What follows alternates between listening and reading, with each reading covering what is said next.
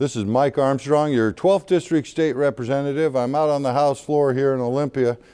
And man, it's been quite a ride here in Olympia. Of course, we've got news last week that we had a pretty large deficit. We're adding about $780 million to the deficit, bringing us well over $5 billion deficit.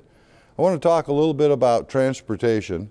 I've been working since the first week of session, which is the second week of January, been working with the chair of the House Transportation Committee. I'm the ranking member of that committee, so we have been working together writing an operating budget for transportation.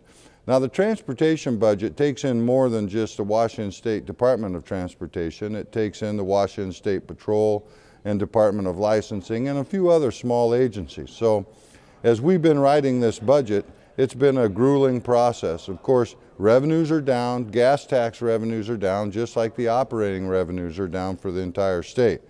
So while we were writing this budget, it was clear to us that we had to make substantial cuts throughout the budget. So we've ended up with a budget. It's out and you can take a look at it. I want to tell you a little bit about the budget.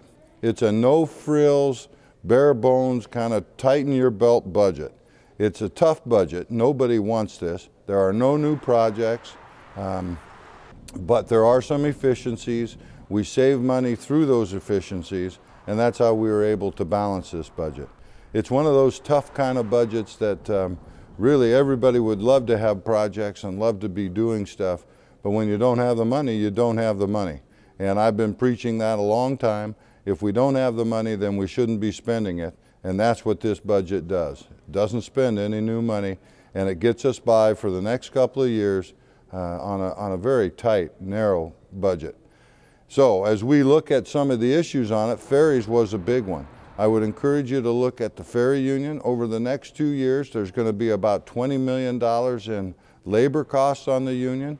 We take about, I think, somewhere in the neighborhood of $8 million on management costs on the unions. We've made some efficiencies. We had to cut a few runs, some of the smaller runs that weren't being utilized by the citizens. So we managed to get things wrapped up and to a point where everybody was going to at least survive the next couple of years. So if you have any questions as you look at the budget over the next few months, feel free to call my office. It's a pleasure representing you here in the 12th District. This is Mike Armstrong, State Representative from the 12th Legislative District.